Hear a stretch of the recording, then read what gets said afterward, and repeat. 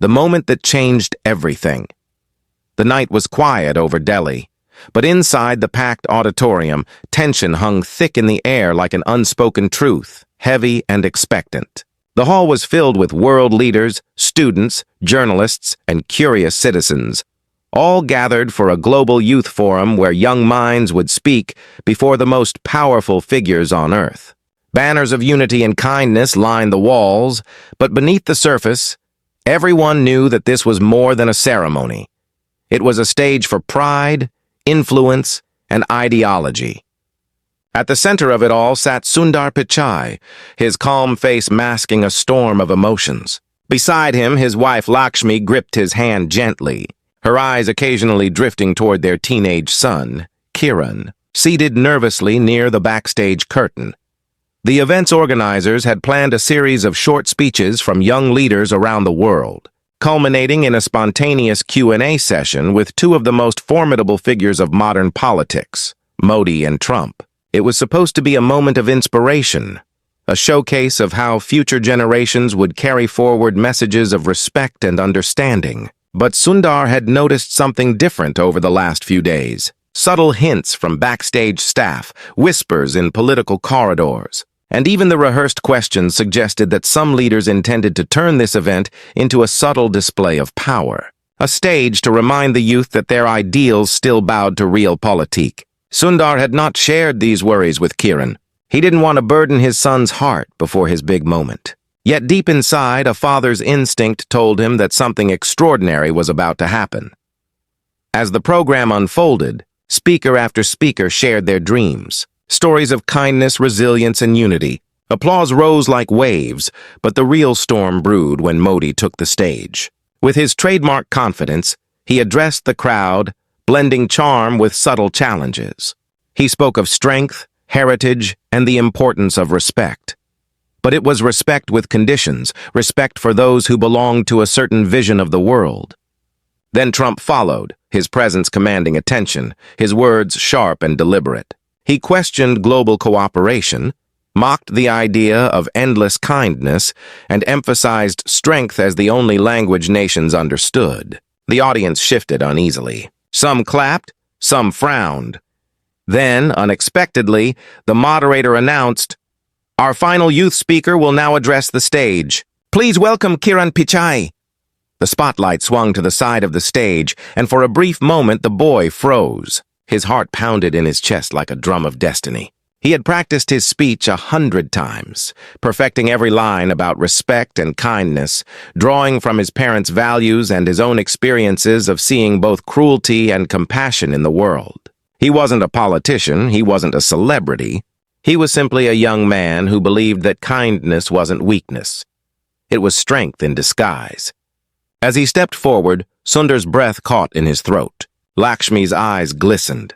The silence in the auditorium was deep as Kiran began to speak, his voice trembling at first, then growing steadier with each word. He spoke of a moment in his childhood when he saw a janitor being humiliated by wealthy visitors in their neighborhood. Instead of ignoring it, young Kiran had offered the man his water, helped him carry his tools, and listened to his story. That simple act had changed how he saw the world. Respect, he said, was not something you gave only to those in power. It was something you gave because it reflected who you were, not who they were. The hall listened quietly, but then came the real test. Modi leaned forward with a faint smile and interrupted, "Young man, respect is earned, not given freely. What would you say to someone who does not follow your way of life? Would you still respect them?" There was a hush, the kind that holds its breath before a storm. The moderators froze. The question was not on the list. Trump smirked, leaning back, clearly entertained by the challenge. All eyes turned to the boy. Sundar's hands tightened on the armrest. This was not rehearsed. This was raw, unpredictable, and potentially explosive. Kiran inhaled slowly. In that single breath, memories flooded him. His father teaching him humility. His mother showing him compassion through quiet actions.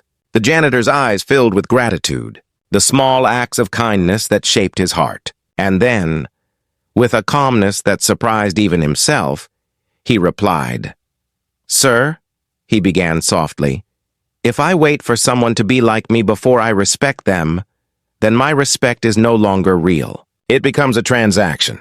But respect should not be earned like money. It should be shared like light. Even if someone does not follow my way, I can still respect their dignity as a human being. Because my respect says more about me than about them. A wave of silence swept through the hall. Modi's smile faltered slightly. Trump raised his eyebrows, intrigued. Journalists scrambled to note every word. The audience, previously restless, leaned forward, caught in the gravity of the moment. Sundar's chest swelled with a quiet, indescribable pride. Lakshmi pressed her hand to her lips, holding back tears. But just as the applause was about to begin, Trump suddenly interjected with a grin. "That's a nice answer, kid. But what if someone disrespects you first? What if they mock your kindness? What then?" The crowd stirred again. This wasn't just a Q&A anymore. This was a live test of character. Sundar knew that his son was now standing before not just two powerful men, but before billions watching across the globe. One wrong word could twist the narrative. One right word could change it forever. Kiran looked at both leaders, then at the audience, his mind racing, his heart thundering. He could feel the weight of generations watching him, the pressure to please, the fear of being misunderstood. And yet deep inside, a voice whispered, "Stay true." He opened his mouth to answer, and the screen behind him flickered suddenly, as if some unexpected revelation was about to unfold. And in that precise second, the lights dimmed slightly, the cameras zoomed in, and the world held its breath, waiting for his next words. The answer that echoed beyond the hall for a long heartbeat. The auditorium felt suspended between sound and silence, as if the world itself was waiting for the boy to speak. The lights glimmered softly across the polished wooden floor. Cameras hovered like silent hawks, and the faces of thousands in the audience seemed frozen in collective anticipation. Sundar could feel the pulse in his temples, the quiet pounding of a father's worry and pride, mixing in a way that words could never explain. He had spoken to CEOs, presidents, and crowds across continents, but never had he felt a moment stretched so delicately, balanced on the fragile edge of a teenager's next sentence. Lakshmi reached for his hand under the armrest, squeezing it gently, her eyes never leaving their son. Kiran straightened his back slightly, his fingers brushing against the wooden podium, grounding himself in its solidity. His mind raced through memories not of speeches or politics, but of moments that had shaped his understanding of respect. He remembered the day he was mocked by older boys at school for helping a classmate with disabilities. He remembered the sneers when he stood up for a bus conductor once, refusing to let passengers humiliate the man. He remembered his father's quiet advice that day. True kindness doesn't need permission, it only needs courage. And so, with that memory burning softly in his chest, he finally answered Trump's question. "Sir," he began, his voice steady now. "When someone disrespects me, it hurts. I won't pretend it doesn't. But if I choose to reply with the same disrespect, then I have allowed them to decide who I become.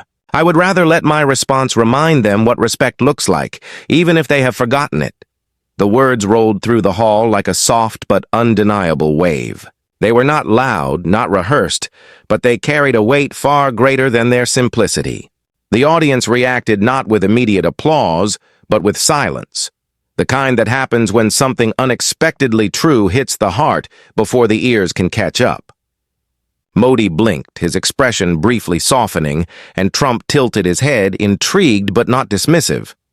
Then, almost as if on cue, a rustle began from the back rows. A group of university students who had been sitting quietly began clapping. Slowly, the sound grew, spreading from row to row like sparks catching dry grass, until the entire auditorium erupted in a long, sincere applause.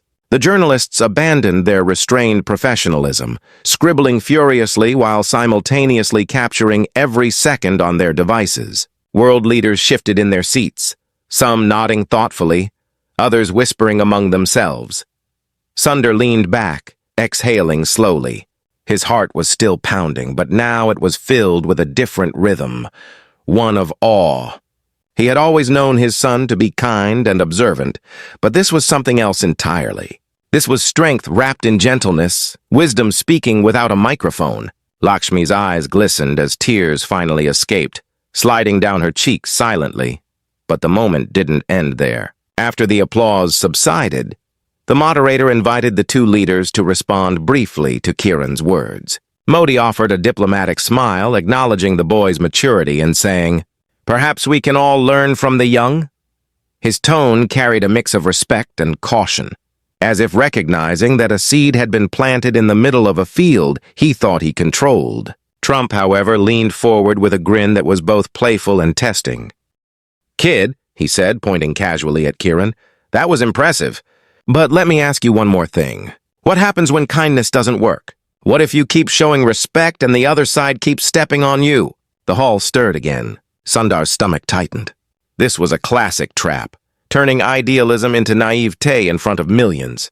But Kiran didn't flinch this time. Something had shifted in him since his first answer. He wasn't speaking as a nervous teenager anymore.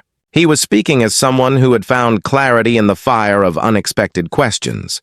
He replied slowly, choosing his words with care. "Kindness is not weakness. Respecting someone doesn't mean accepting wrong. If someone keeps stepping on you, you don't need to hate them to stop them.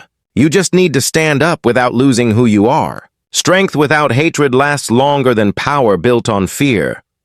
The words landed like a quiet strike, sharp yet graceful. This time there was no delay. The applause returned, louder, fuller, like a storm breaking open the sky. Even some dignitaries stood, not out of protocol but out of genuine admiration.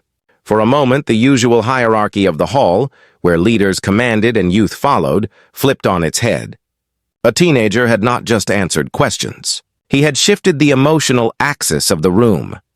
As the moderator thanked Kiran and prepared to transition to the next part of the forum, something unexpected happened. A high-ranking diplomat from an African nation raised his hand and requested to speak briefly. The program wasn't supposed to allow impromptu statements at this point, but the intensity of the moment made the organizers nod hesitantly. He stood up and said, "In my country, we teach that respect is the first language a child learns. Today, this young man reminded us all of that language." The hall responded with another wave of applause, softer but more emotional. Behind the stage, Sundar's phone buzzed relentlessly. Messages poured in from journalists, tech leaders, and political figures.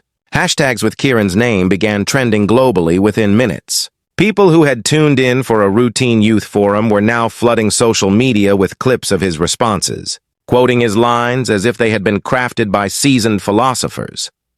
Yet amidst the celebration, something stirred in the background. In a corner of the auditorium, a group of influential businessmen exchanged quick, calculating looks. One of them whispered, "We need to watch this boy closely.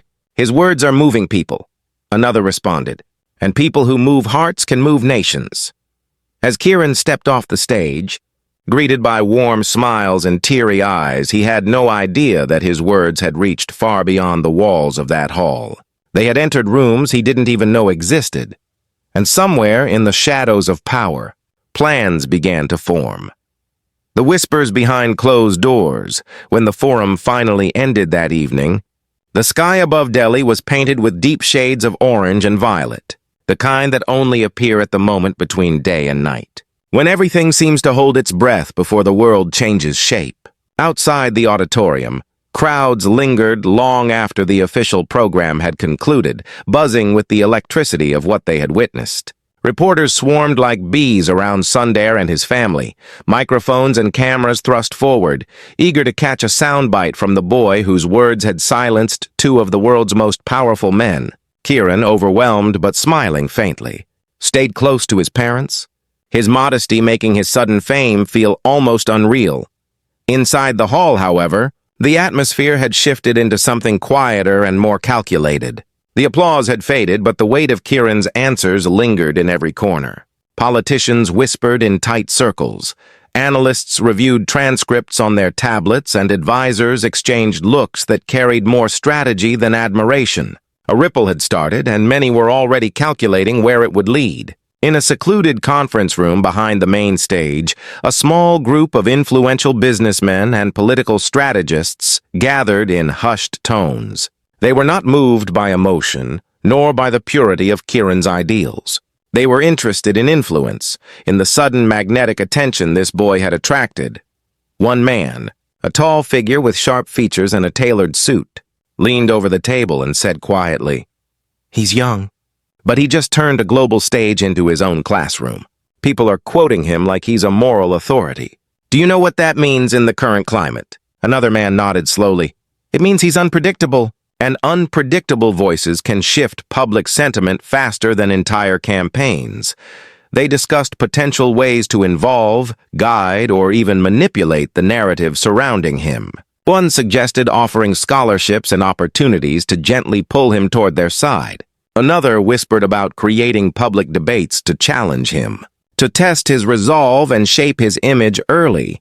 While these conversations brewed behind closed doors, Sundar was busy trying to protect his son from the sudden wave of attention. He gently refused interviews, explaining that Kiran needed rest and was not ready to give public statements. Lakshmi shielded him from pushy reporters, her calm but firm demeanor ensuring they didn't push too hard. Kiran, meanwhile, sat quietly in the back seat of their car as they drove home, staring out the window at the city lights. The night felt different. He had gone to that forum to speak from his heart, not to make headlines. Yet the city, the country, and now the world seemed to be carrying his words in their conversations. As they reached home, Sundar noticed a line of media vans parked discreetly outside their gate. The security team guided them in quickly, but he could feel the shift. Their quiet family life had been pierced by the world's curiosity. Over dinner, the atmosphere was both warm and heavy. Lakshmi kept smiling at Kiran, her pride barely contained, but Sundar's mind was elsewhere. He had seen how sudden fame could twist narratives. He knew that the world admired ideals only until they became inconvenient. Later that night, as the house grew quiet and the city outside dimmed, Sundar stood on the balcony, the cool breeze brushing against his face. He scrolled through his phone, reading countless messages from leaders, celebrities, activists, and strangers. Some praised Kiran, some wanted to collaborate, and some asked pointed questions about his upbringing and values. But one message caught his attention. It was from an old friend in Washington, a political analyst who rarely spoke in dramatic terms. The message was brief. "Your son's words are resonating in unexpected places. Be careful. Some will want to lift him up, others will want to control him." The next morning, their family awoke to headlines splashed across newspapers and screens. Phrases like, "The boy who spoke truth to power," "Kiran Pichai's lesson to the world," and "A voice for a new generation" dominated every front page. Schools began quoting his lines in assemblies. Youth groups adopted his answers as slogans. And a video clip of his exchange with Modi and Trump had crossed 50 million views overnight. In classrooms and offices, his simple words about respect were being debated, admired, and shared. But with fame came scrutiny. Some political commentators began questioning whether his speech had been coached, suggesting that Sundar had strategically positioned his son to make a statement. Others debated whether kindness was truly a sustainable principle in politics, framing his answers as naive idealism. And in certain corners of the internet, anonymous groups began spreading distorted versions of his words, twisting his meaning to fit their own narratives. Sundar watched all this unfold with a tightening in his chest. He knew the world could lift someone up one day and tear them down the next. Meanwhile, in a luxurious private residence not far from the city center, the same group of businessmen who had whispered the night before convened again. Their tone had shifted from curiosity to strategy. One of them placed a file on the table filled with background details on Kiran's school, activities, and personal life. "He's gaining influence faster than expected," the man with the sharp suit said, his voice low and deliberate. "We need to decide whether to align with him or neutralize his impact before he becomes a narrative we can't control." Unaware of these discussions, Kiran spent that afternoon at school like any other student, except everything felt different. His classmates stared at him with a mix of awe and awkwardness. Teachers treated him with unusual politeness. Even the principal, who usually walked past students with a distant air, stopped to shake his hand. But it was during lunch when something unexpected happened. A group of older students, known for their arrogance and disdain toward anyone who didn't share their aggressive worldview, approached his table. Their leader leaned forward and said with a mocking smile, "So you think kindness wins everything, huh? Let's see how kind you are when we push back." The cafeteria fell silent. Kiran looked up slowly, his heart steady. He wasn't on a stage anymore. This was real life, raw and unscripted. How he responded now would set a tone not just for his classmates but for himself. Sundar had taught him that the true test of values isn't in front of cameras, but in quiet corners where no one is watching. As the older boy's smile widened, waiting for him to falter, Kiran stood up. The room held its breath again, just like the auditorium had the night before. The test of the unseen moment. The cafeteria buzzed with the kind of restless silence that hides behind whispers, the kind where eyes widen, breaths still, and everyone waits to see which way the moment will break. Trays were left half-eaten, spoons hovered mid-air, and even the usually noisy group near the vending machines turned toward Kiran's table. The older boy, tall with a swagger that came from years of being feared more than respected, leaned in closer. His tone dripped with sarcasm as he said, "So, Mr. Global Star, tell us, when someone spits on your kindness, do you just keep smiling?" His friends chuckled under their breath, expecting the usual response they got from others. Nervous laughter, silence, or retreat. But Kiran didn't move back. Instead, he met the boy's gaze with a quiet steadiness that didn't rise to the bait. He could feel his heart beating against his ribs, not out of fear, but out of the awareness that this was different from the auditorium. There were no lights, no leaders watching, no applause waiting on the other side of his words. This was the kind of moment that defined whether his beliefs lived beyond speeches. He remembered his father's words. The world listens to what you say in public, but it learns who you are by what you do when no one's keeping score. Slowly, Kiran stood up from his chair. He wasn't trying to look intimidating. He was simply choosing not to shrink. His voice was calm but clear as he said, "Respect doesn't mean letting someone walk over you. It means not losing yourself when they try." The words weren't shouted, but their quiet confidence carried through the cafeteria like ripples across still water. Some students exchanged surprised looks. The older boy smirked, pretending to be unfazed, but a flicker in his eyes betrayed that he hadn't expected composure. He stepped closer, close enough for his voice to drop to a low threat. "You think you're special because of that speech? Let's see how special you are without cameras," he hissed. Kiran took a small step forward too, not in aggression, but in refusal to be cornered. "I don't think I'm special," he said. "I just think kindness isn't weakness. And if you try to step on it, you'll only prove why it matters." For a moment, the tension hung so heavy that it felt like the walls themselves were listening. Then, unexpectedly, one of the younger students from the back of the cafeteria spoke up. He had been quietly inspired by Kiran's speech the night before, and now, gathering courage, he said, "He's right." Another voice followed, then another. Soon, a soft murmur grew from the edges of the room. Students, usually silent in the face of the older group, now finding their voices.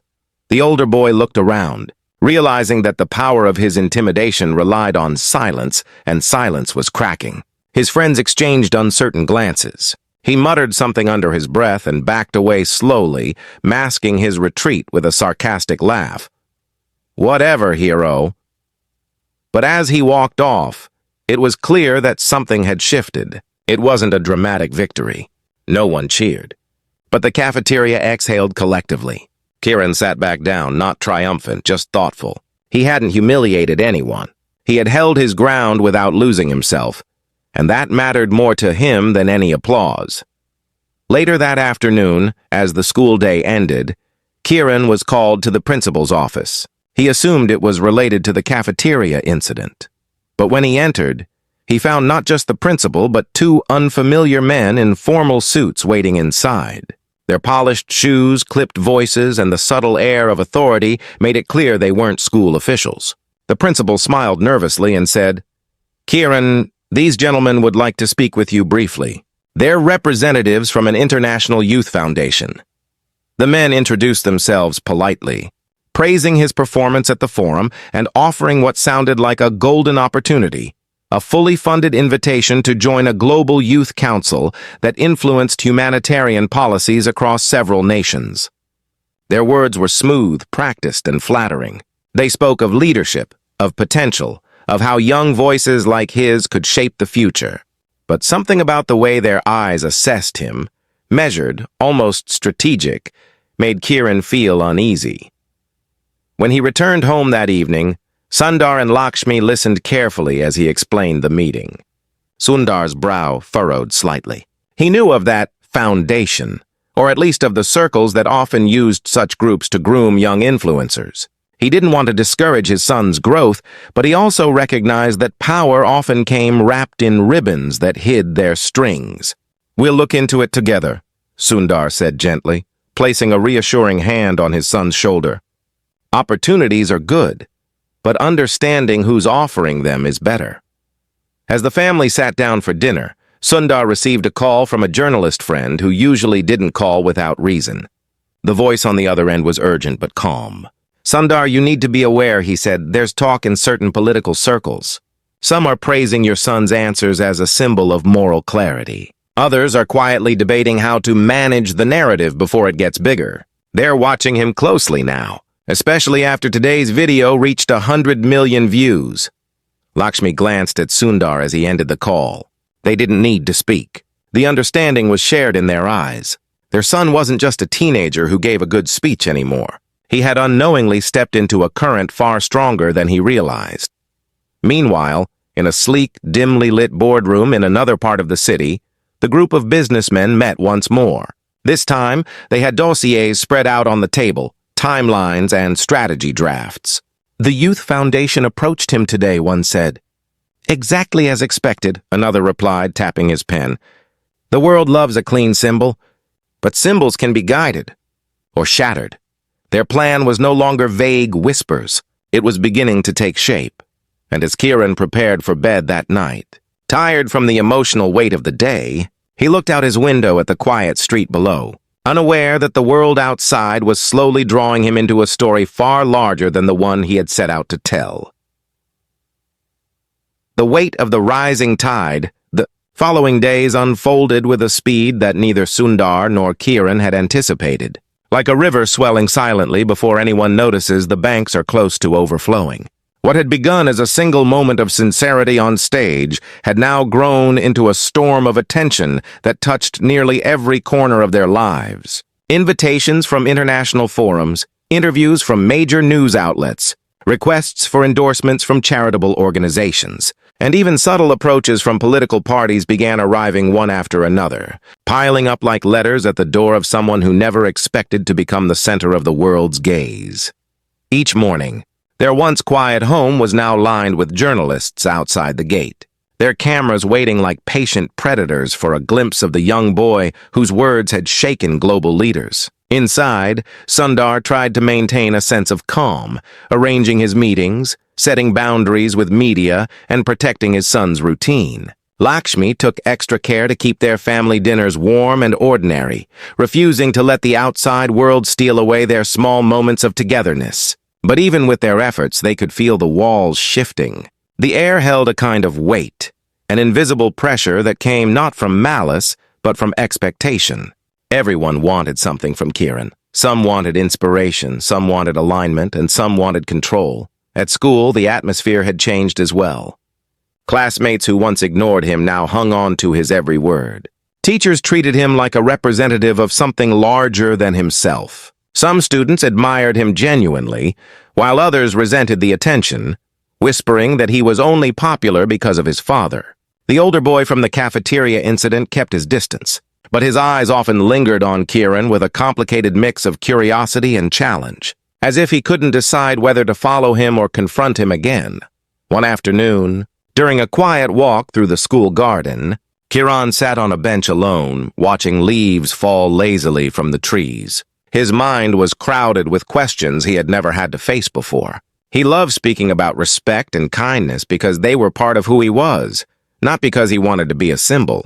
But now, strangers were attaching meanings to his words he had never intended. Some turned his answers into political slogans. Others used them in debates to push their own agendas. It felt as if his voice had escaped him and grown into something he could no longer fully recognize.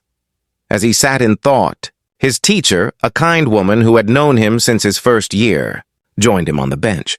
She didn't speak immediately. She simply sat beside him in silence. Then softly she said, "When a candle is lit, people will gather around it, some to warm themselves, some to find light, and some to blow it out. Your light is bright right now. You must decide whether you want to protect it, share it carefully, or let it burn until it consumes itself."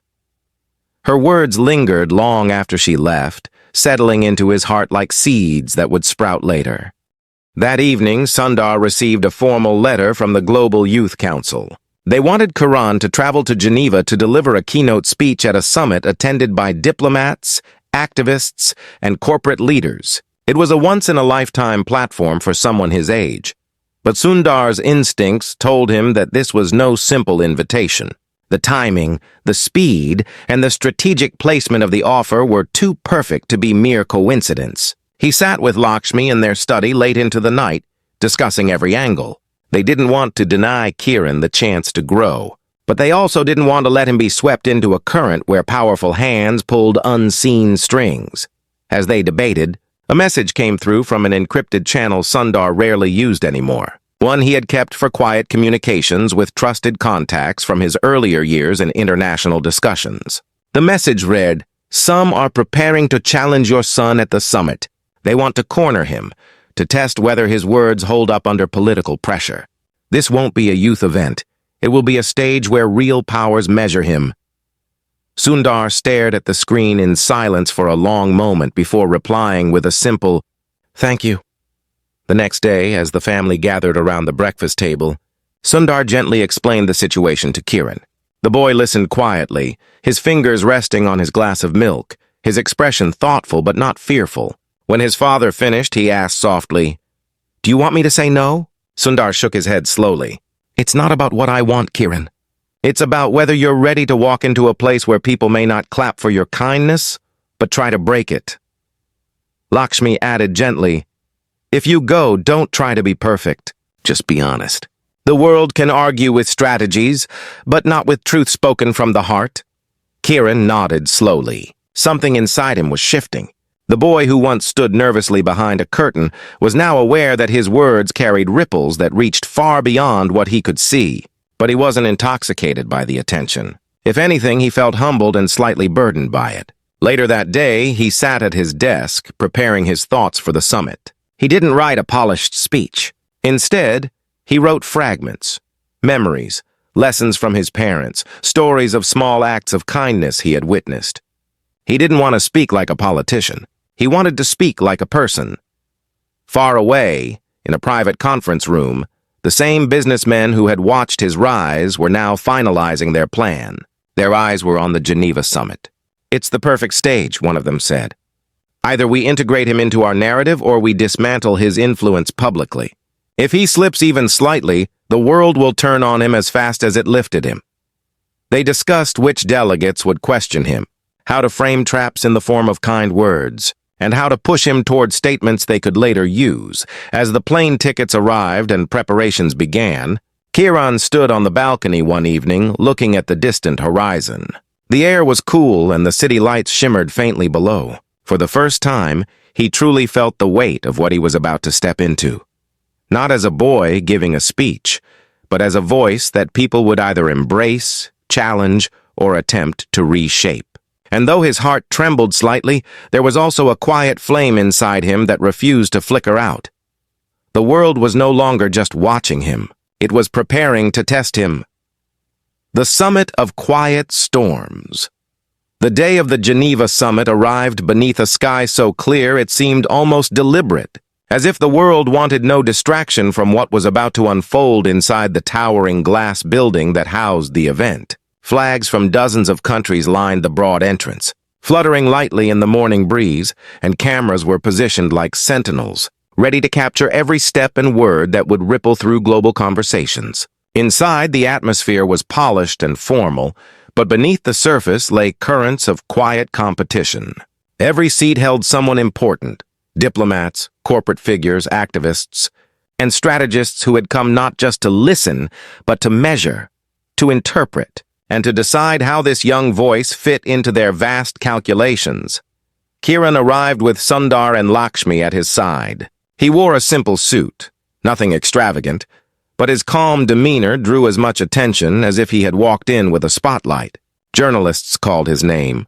Microphones reached toward him, and photographers captured every glance. Sundar walked slightly behind, not as a CEO, but as a father watching his child step into something far larger than childhood. Lakshmi's quiet presence was steadying. Her eyes carried warmth that anchored Kiran amidst the noise. As they entered the summit hall, the organizers led Kiran backstage where other youth delegates were preparing their notes, adjusting their clothes nervously and whispering last-minute reassurances to each other. Kiran, however, sat silently on a chair, looking at the stage curtain. His mind wasn't on the grandeur of the event. It was on the stories he had written the night before, the janitor he had helped as a boy, the teacher's advice under the trees, his parents' faces during quiet dinners. Those moments were his compass. When the time came, the announcer's voice echoed through the hall. "Please welcome Kiran Pichai to the stage." The applause that followed was loud but measured, like an audience unsure whether to celebrate or to scrutinize. As he walked out, the bright lights blinded him momentarily, but then his eyes adjusted, and he saw rows upon rows of faces watching intently. Some were warm, others curious, and a few calculating. In the front row sat several delegates known for their sharp questioning, including a man with silver hair whose reputation for dismantling idealistic speakers was whispered like a cautionary tale. Kiran began his speech slowly, deliberately avoiding the rhythm of political oratory. He spoke like he always had, simply, sincerely. He shared how respect wasn't something he had learned in textbooks, but in everyday life. From watching his parents treat people kindly regardless of their status. From moments when kindness was not rewarded but given anyway. He spoke of how the world was full of power, but power without empathy built walls, not bridges. He didn't try to sound wise. He tried to sound real. The room listened quietly, but the stillness wasn't empty. It was heavy with thought. When he finished, the applause was genuine but quickly faded as the moderator opened the floor to questions. This was the true test. The first few questions were polite, praising his ideals and asking predictable follow-ups. He answered calmly, his sincerity disarming in its lack of pretense. But then the silver-haired delegate leaned forward. His voice was smooth, practiced, and just sharp enough to draw blood if one wasn't careful. "Young man," he said, "your words are beautiful, but beauty doesn't win wars. Suppose you lead a community, and an aggressive power threatens your people. Will you meet them with respect or will you fight?" The hall shifted. Everyone recognized the trap hidden in the question. If Kiran answered that he would fight, they could label him as naive for abandoning his message. If he answered that he would respect, they could call him weak and unrealistic. Sundar's hands tightened slightly on his knees as he watched from the audience. Lakshmi's eyes never left her son. Kiran took a breath. He didn't rush to answer. Silence settled, but it wasn't uncomfortable. It was deliberate. Then he said, "Respect doesn't mean refusing to act. If my people are threatened, I will protect them. But I will not let hatred guide my hand. Strength guided by respect doesn't make you weak. It keeps you from becoming the very thing you fight." The delegate's eyebrows twitched, caught off guard by the balance in the response. The audience murmured, some nodding thoughtfully. Another delegate spoke up, this time more bluntly. "You talk about kindness as if it can change systems. What would you say to corrupt leaders who laugh at your ideals?" Kiran met her gaze without flinching. "If they laugh, it means they heard me," he said softly. "And if enough people hear, laughter can turn into listening. Change starts as a whisper before it becomes a voice." His answer wasn't crafted like a strategist's. It carried the quiet confidence of someone who believed what he said. Question after question came, some honest, some meant to corner, some clearly designed by those who had planned to break him. But each time, he didn't try to sound flawless. He paused, thought, and answered with the same grounded honesty that had carried him to that stage. His humility disarmed hostility, and his clarity cut through pretension. By the time the final question was asked, the silver-haired delegate, who had begun with a testing smirk, sat back with a thoughtful expression. When the session ended, the applause that rose was different from the beginning. It wasn't measured. It was resonant. People stood, not out of obligation, but out of something stirred within them. Sundar exhaled deeply, the kind of breath that carries both relief and awe. Lakshmi wiped her eyes quietly, proud not because her son had impressed the world, but because he had remained himself.